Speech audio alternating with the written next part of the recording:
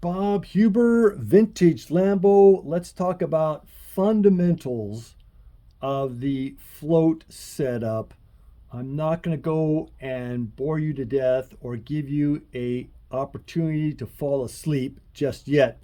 So please just bear with me. I'll make this a short one, but essentially it takes patience is what it takes.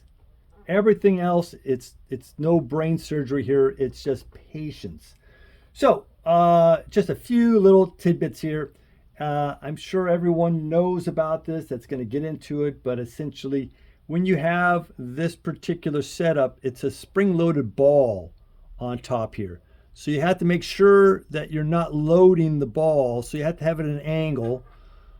On my milling machine, I made this tool, and so I like it because I can just slide it in.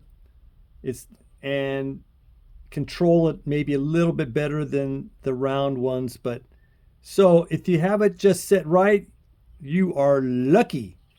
Otherwise, you need to go ahead, take it out, and then bend it, and then put it back in. Now, the important thing I wanted to say, critical about this whole operation of setting floats, is that this area right here has to be stabilized. You need to stabilize that so that when you bend either of these tabs, this tab is for the drop and this tab is for the closure position. You want to make sure that you're only moving the tab and you're not distorting the float. So that's the biggest thing here. And the other thing is just time consuming because you have to bend the tab, then put it back in, set it up again, do your measurements, find out if it's right or not. And if not, then you pull it out again, and then you give it a little bit of a nudge, whatever you got to do, then put it back in. So it's a lot of taking it in, taking it out type of thing.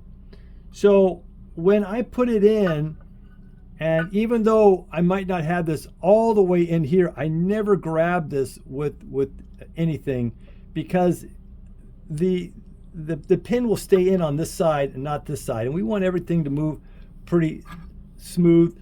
So I use a little guy here, and then I can just tap it on the other side, and then that'll loosen it on this side, and then I can just pull this right out. So this one, it's just a smooth bore. This one, there's a slit in it, so it has a little bit of a tightness to it.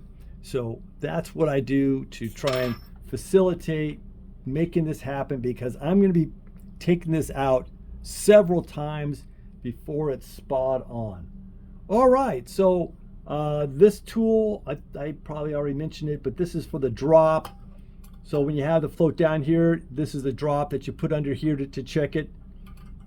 Made this on the lathe. All right, boy, have I bored you enough on this one. Please like and subscribe. I will talk to you very soon.